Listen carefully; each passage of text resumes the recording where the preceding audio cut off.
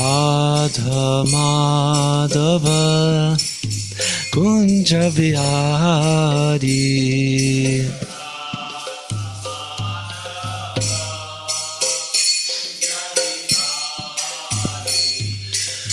Gopi Jana Vallabha Girivardhari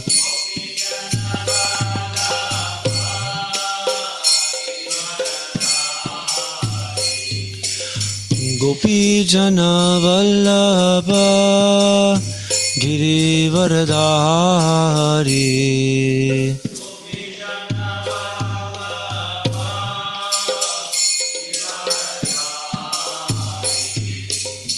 Yashoda Nandana Braja Jana Rajana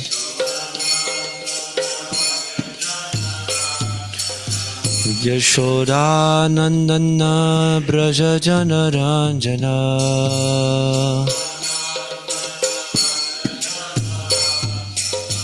Yamuna Tira Vanachari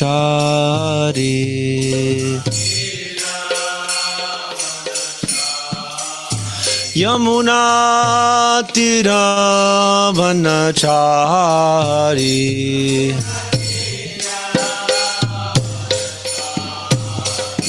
Jaya Radha Madhava Kunja Bihari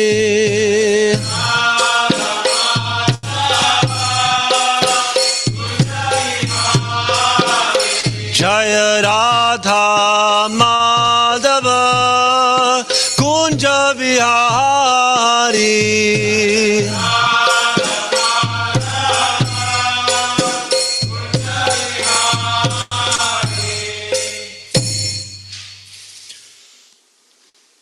Om Namo Bhagavate Vasudevaya Om Namo Bhagavate Vasudevaya Om Namo Bhagavate Vasudevaya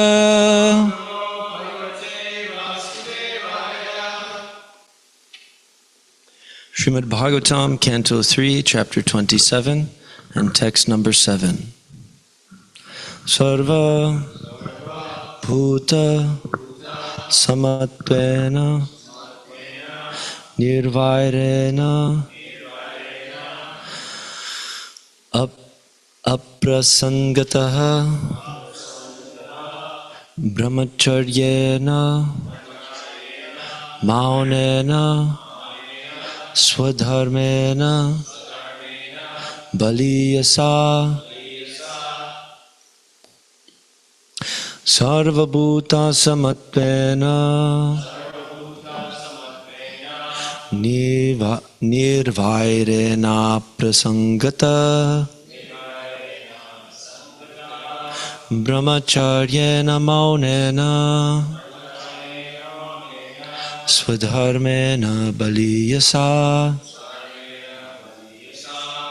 Sarvabhuta Samatvena Nirvairena Prasangata Brahmacharyena Maunena Swadharmena Baliyasa Sarvabhuta Samatvena Nirvairena Prasangata Brahmacharyena Maunena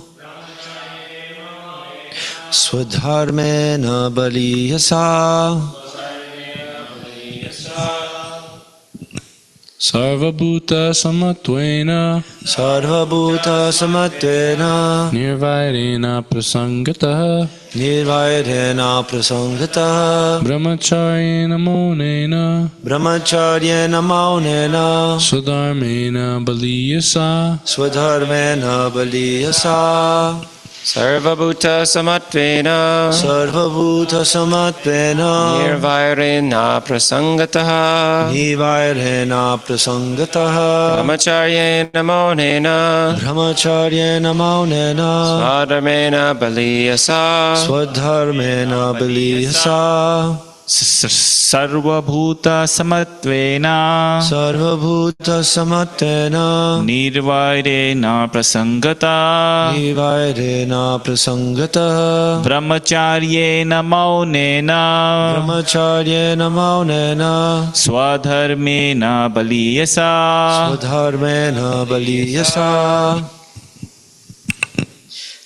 Sarvabhuta Samatvena Sarvabhuta Samatvena Nirvairena Prasangataha Nirvairena Prasangataha Brahmacharyena Maunena Brahmacharyena Maunena Svadharmena Baliyasa Swadharmena Baliyasa.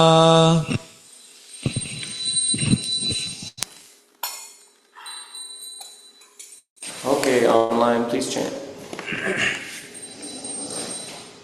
Sarvabhuta Samatvena Sarvabhuta Samatvena Nirvairena Prasangataha Nirvarena Prasangataha Brahmacharyena Maunena Brahmacharyena Maunena Sadharmena Baliyasa Swadharmena Baliyasa Sarvabhuta Samatvena Sarvabhuta Samatvena Nirvairena Prasangataha Nirvairena Prasangataha Brahmacharyena Maunena Brahmacharyena Maunena Dharmena Baliyasa Swadharmena Baliyasa.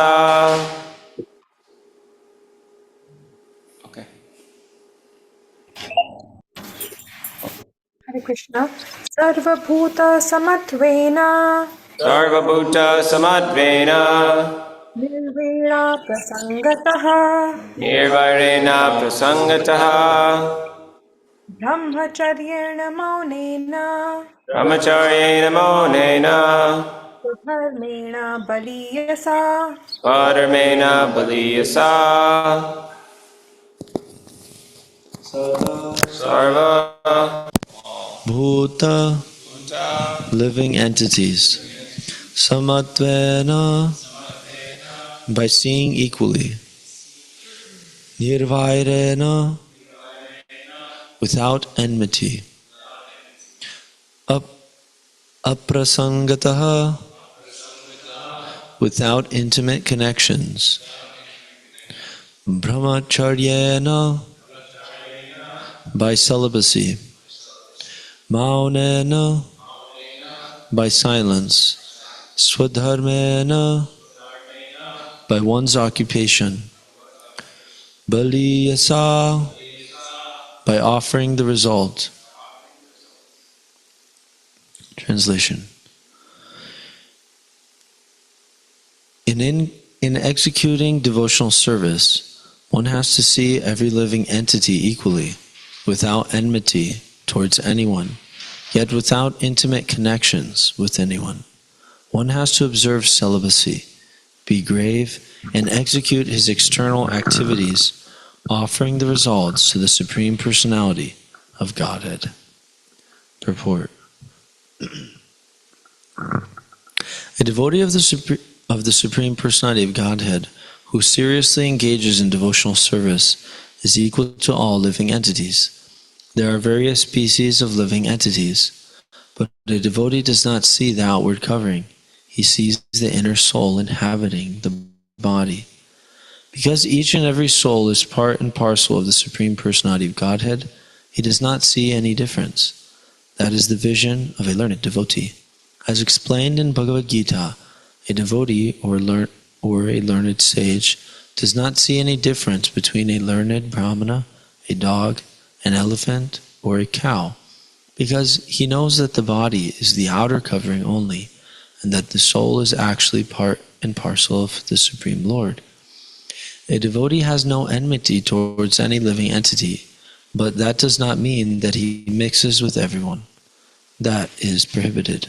Aprasangata means, quote, not to be in intimate touch with everyone. A devotee is concerned with his execution of devotional service, and he should therefore mix with devotees only, in order to advance his objective. He has no business mixing with others, for although he does not see anyone as his enemy, his dealings are only with persons who engage in devotional service.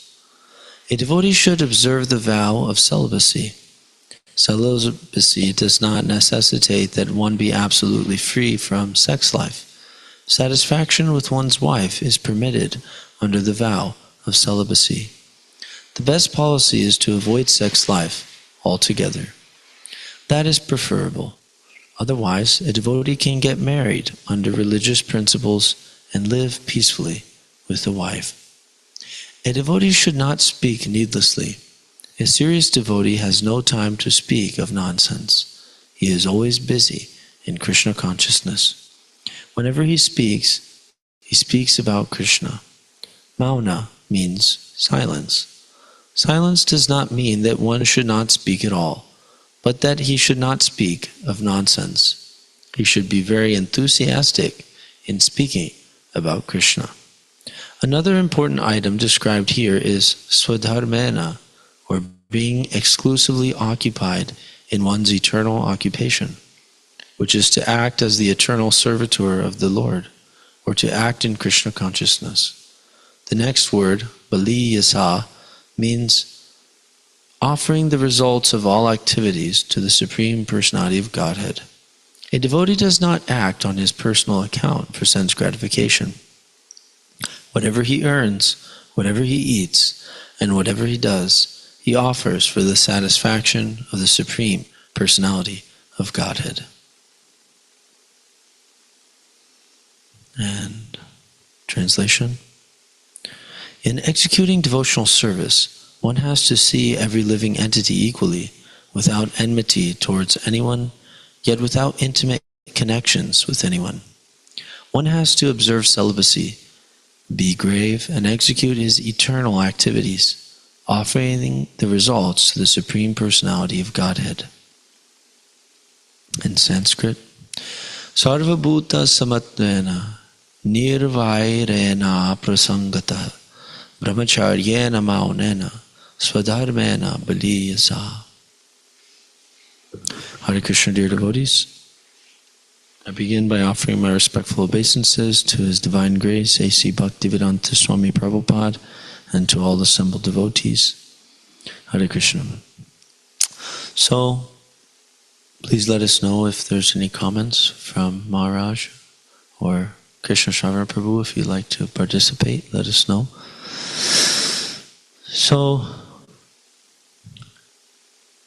Kapila Dev is continuing his instructions, and he's describing the process of becoming free from the modes of material nature. And we spoke a lot about faith. Last text was, one has to become faithful by practicing the controlling process of the yoga system and must elevate himself to the platform of unalloyed devotional service by chanting and hearing about me. And then in this verse today, Kapila Dev continues and he says, in executing devotional service, right? This is the avideya. This means this is the action, or this is the process.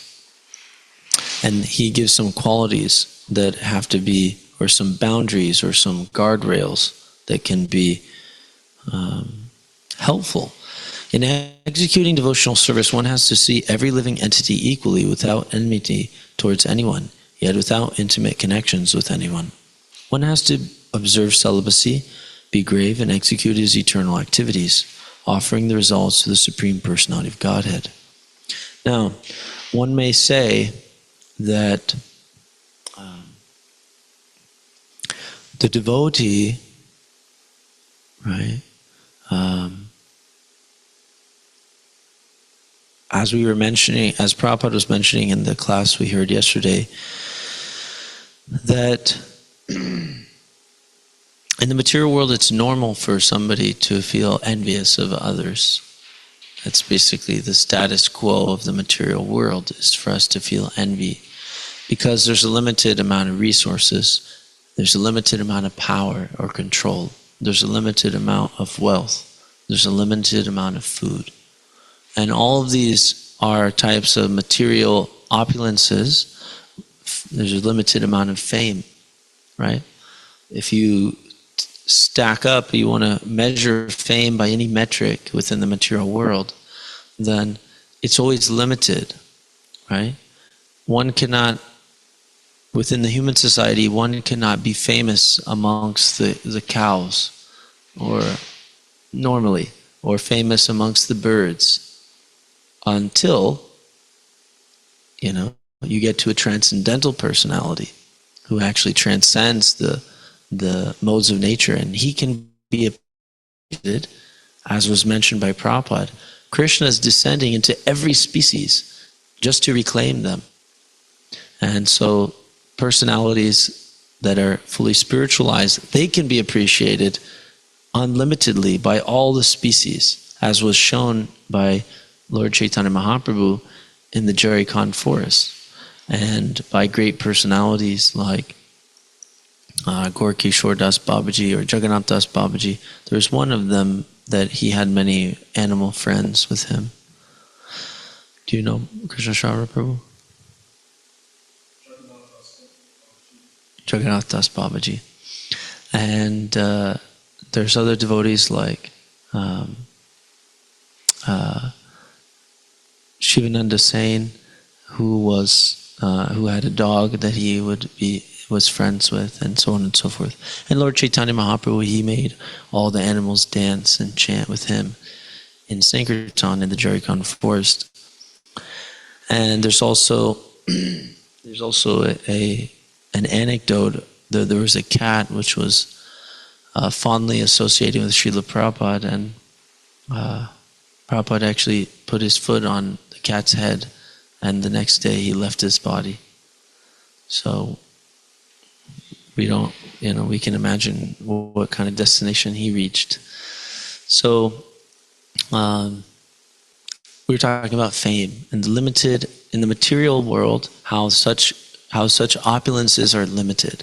So because of limited resources, then there's envy, there's hatred, there's actually a desire to take what somebody else owns and destroy it, because that person is in competition with me being supreme. So this is the ahankar, this is the Ishvara Bhav that Krishna talks about, that the demoniac persons, have this quality to want to lord it over material nature. And they don't see the soul, right? Those who are in the modes of passion and ignorance, they don't see that the soul is within, and they certainly don't see that the super soul is controlling the actions of every living entity. Sarvasya chaham hridi sanivishto yantra rudhani mayaya. That these living entities are actually being controlled. All the wanderings of every living entity are being controlled by the super soul seated within the heart. And we understand from Bhagavad Gita that there's 5 factors of action. And the principal factor, or the supreme factor, is that there's the Supreme Lord, or the Supreme Controller. Right? Sarvaloka Maheshwaram. Who is that? Ishvara Parama Krishna, the Supreme Ishvara, the Supreme Controller is Krishna. He's controlling the actions. So those who are conditioned by the modes of passion and ignorance, they don't see that the super soul is within and is controlling everyone's actions. So then what happens? They simply see the body, right? And they see the body, therefore they actually project their materialistic conception onto the matter which they see around them. And they act as the lord of even other living entities. And then vice versa. This living entity is actually seeing other bodies as simply lumps of flesh for his own enjoyment or aggrandizement, and for his service or for his pleasure, and he is actually trying to lord it over them. Then there's a very interesting thing that happens where people create this relationship of mutual exploitation. And this is basically the status quo of the human society, which is there's family units, there's societal units, but everybody is actually interested to exploit each other, but it's a type of a subtle exploitation, which is that I act as friends as long as I'm getting my senses satisfied. But for me to get my senses satisfied, somebody else on the other team is losing. Right? So you can see how I might look like I'm friends with this person, but I'm actually envious of all those persons. So society, friendship, and love on the material platform is actually all about envy and lust. I want pleasure, so I try to exploit them. But if I am a little clever, then I do it in a way which makes it so that I can get pleasure for a long time, not just a short time. So envy is the background of this material world. And the Srimad Bhagavatam is for those who are free from envy. Now, why? Right? Why is it? One can say, well, we hear here that one has to see every living entity equally. Okay, so if I'm full of envy by nature, right, then why is it important that I take up this way to see others while I practice my devotional service? Well, it must be favorable for the execution of devotional service if Kapila Dev, the Lord himself, is suggesting it. So we should take it on authority that it's going to be good for our devotional service. But why? Prabhupada explains that the soul is actually within. The Lord is within, right? And he can discriminate in his association while simultaneously respecting the living entity as a brother and sister, though we don't have to associate intimately. Now, why is this? This is because Maharaj was actually explaining that if we associate with non-devotees, means we mix with them, means that we actually allow their consciousness to enter into our consciousness. Right? Or we actually exchange, we have dealings. When there's a deal, right, there's a give and there's a take. So by taking from a materialist who's actually envious of me and envious of others and envious of God, then I become indebted to a materialist whose motivations and intentions are to exploit. And in the scriptures it's stated, the Goswamis, they state specifically that to associate with non-devotees intimately, which means to have loving exchanges with them, to have loving exchanges with them, then what happens? It's worse than being inside of a cage with a crocodile. Now, why is that? Why is it so strong? Because we're naturally emotional and very much interested in service. We become attached easily, and we have a heart which is based on service. So anything we associate with will become attached to. Dhyato vishyan pumsa sangas teshu pajayate. Sangat sanjayate kama, kama krodho bijayate. So if we meditated on an object, whether it's our coworker, if we meditate on their philosophy or their personality, or we associate with them, then what happens? We become attached. And then from that attachment comes some lust. Right? We want to actually enjoy it. So because I'm a diseased person, I have a disease of lust, right? And what happens, I have to be very careful with my association.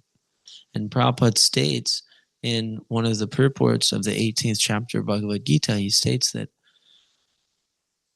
contact of the senses with the sense objects, is actually a source of misery. This is stated also by Krishna himself in Bhagavad Gita. And it should be avoided at all costs.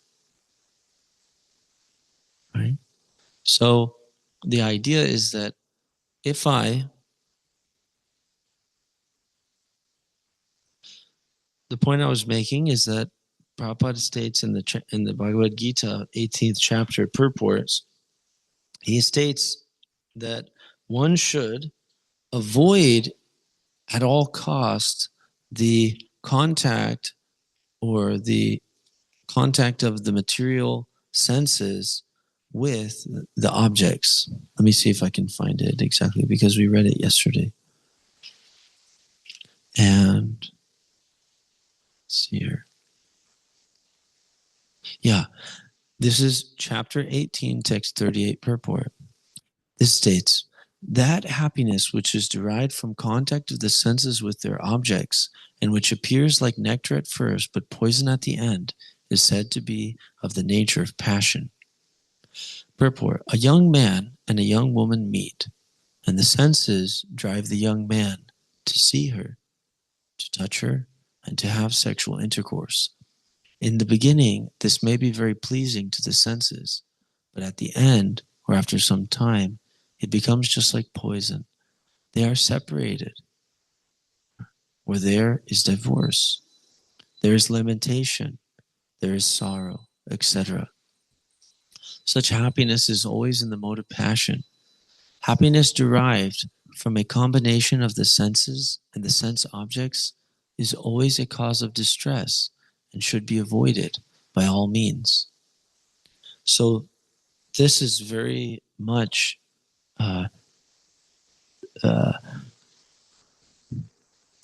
in harmony with what Kapila Dev is stating here, that one has to see every living entity equally, which means we have to protect our association with discrimination.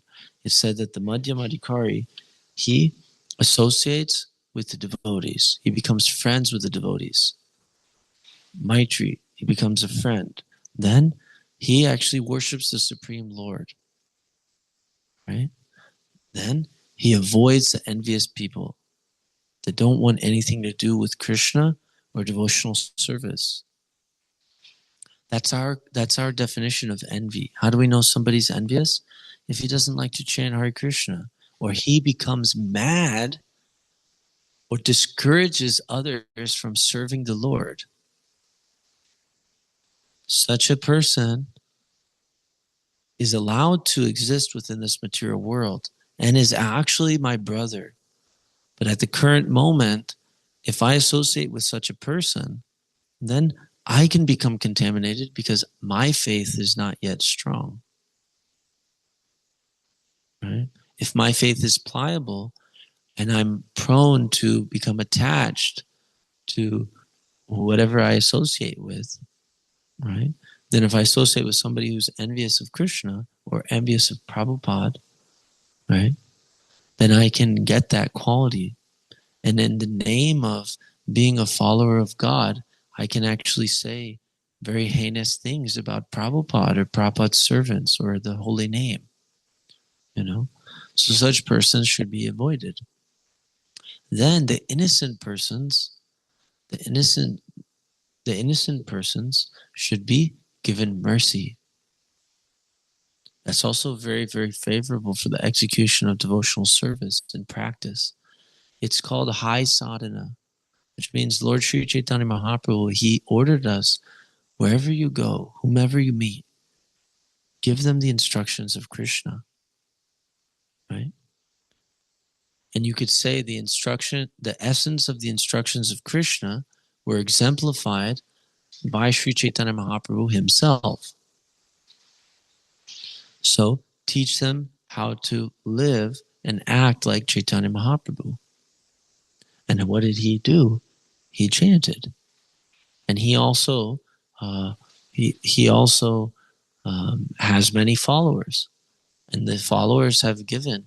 And Prabhupada has stated many times that this chanting is the most perfect method of God realization. And he's given so many books. And if anybody has any logical or reason or philosophical interest, then they have so many books to study for years at a time. And Prabhupada stated many times, you simply cannot study all of these books properly, even in one lifetime. You know? That's not to say don't try. That's to say try. You try it. I gave you so much. You know, and Prabhupada himself is begging his disciples, always read these books to me. Why? Because this is the sweetness of Krishna Katha.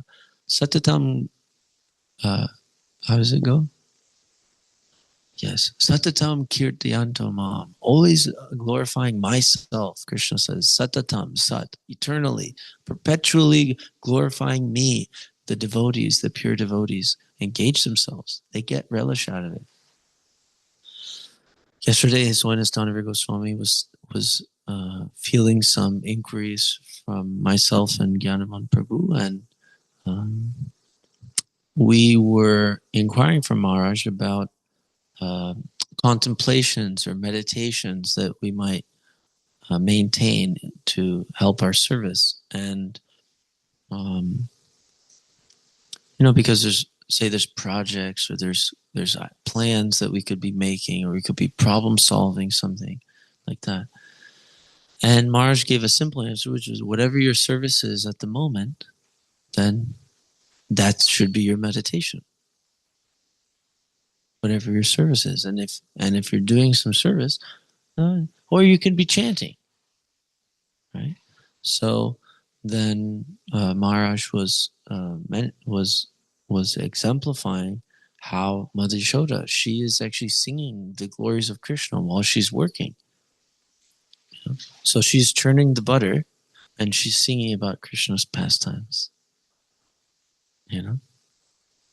So she's fully absorbed in glorifying Krishna, and she's also engaging all of her senses and working for Krishna.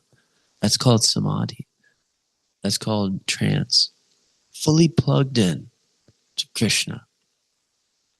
So we want to be like that too.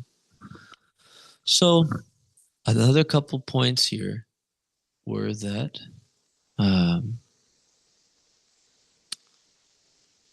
there's the vow of celibacy. So this purport that we read from Bhagavad Gita, it also is in line with that. That, Prabhupada says that its best policy is to avoid sex life altogether. Right? But not in an artificial way. Not artificially. But in the Bhagavad Gita, Krishna says that there are those who are externally renounced, but inside they still have the desire for sense gratification. So the idea is to be executing his eternal activities and offering the results to the Supreme Personality of Godhead. So such a person, in the 18th chapter, it's discussed thoroughly that the real renunciate is he who does not desire to enjoy the fruits of his actions. So we don't need artificial renunciation. We need devotion. We need the positive alternative to negating action which is inappropriate or unbeneficial. But we have to do that, yes. But we also have to do the positive process of trying to please Krishna. It means we act but we act for his pleasure. And Prabhupada here in this purport wraps up the purport by discussing that point, that he does not act on his personal account for sense gratification. Just think about that level of consciousness, that every single move of my hand, of my mouth, of my eyes, of my thinking, I'm thinking for Krishna, for you, Krishna. And this is exactly what Krishna asks Arjuna to do in the 9th chapter of Bhagavad Gita. Yad kuroshi yadashnasi. This was quoted by Maharaj yesterday also, that whatever you do, do it as an offering unto me. And this is actually a wonderful beginning of devotional service. Even somebody who's acting impiously, who gives the result to Krishna, means actually acts for Krishna's pleasure. Right? That person is actually going to get eternal benefit and make progress. And Prabhupada exemplified, made this very clear when he said, if somebody is drinking wine and they think this wine has a flavor because of the liquid, right? If you taste something very, very dry and your tongue is dry, there'll be no taste, right? There needs to be some moisture, right? So if Krishna says, Rasoham apsukonteya, I am the taste of water. And if somebody, because of his previous actions, is impelled to drink liquor of some variety and thinks, this is Krishna, this taste that I can't do without is Krishna, right? Then he will actually make progress. And what will happen is he will be given the opportunity to learn that Krishna would prefer he didn't drink that and do that for him. But he wants you to drink prasadam beverages, instead. And Krishna will give all the knowledge necessary. Dadami buddhi yogam tam. I will give that person all the knowledge by which they can come to me if they're always fixed on worshiping me. So that's what's being stressed here. So we can't have enmity towards anyone because everyone is Krishna's part and parcel. And Krishna is ultimately the supreme sanctioner. So if somebody acts in a certain way, we have to understand that Krishna has allowed it. And Krishna wouldn't allow it if it wasn't good for everyone everywhere in the whole universe. This is a very interesting level of consciousness, that everything is complete. Everything is actually just as it should be.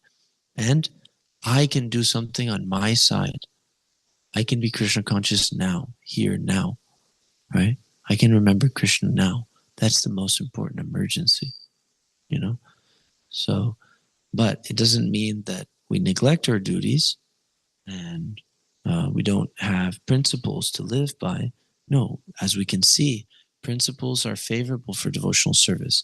So there's seeing everyone equally and not mixing with the non-devotees simultaneously. We see everyone as part and parcel, but we don't mix with them intimately and engage in loving exchanges, which bind us and obligate us to satisfy their senses selfishly apart from Krishna. That's not healthy for them. It's not healthy for us either. To corroborate or to be in cahoots with their deviousness, it's not helpful for them. It's not helpful for me. So we don't mix with them if they're not trying very hard to be Krishna conscious. And even if they are, then we have to associate with them properly. There is a way to associate with a junior who's struggling in devotional service and giving that person mercy and not being contaminated by their weaknesses.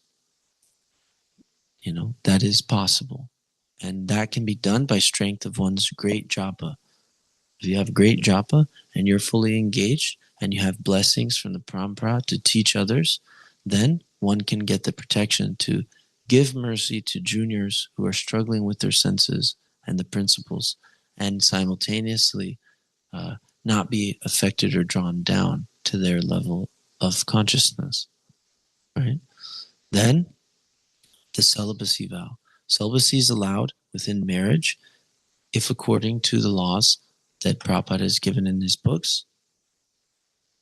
I encourage those who are interested in that, they can study Prabhupada's books thoroughly to understand all the details. Grihastha life is even a little bit more strict in terms of the rules than brahmachari life because it gets a little complicated when we start to enter into those relationships and all the dynamics that happen within the family unit and those that are in our family that are not devotees and the co-workers and the so on and so forth, as well as the sex, which is a very mentally,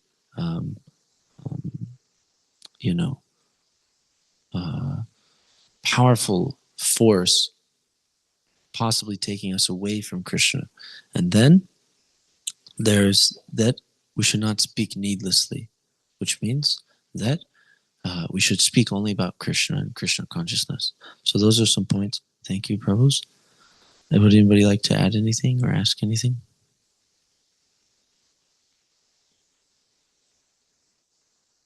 No?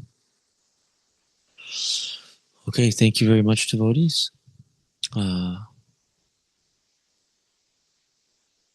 we pray to Srila Prabhupada and Shri Shri Gaura Nitai that if they so desire, we can fully realize this message of Srimad Bhagavatam given by Kapila Dev, and we can execute our devotional service just in a way which is pleasing to him. Thank you for considering our request. Hare Krishna. Srimad Bhagavatam ki jai. Srila Prabhupada ki jai. All glories to the Summa devotees. Hare Krishna.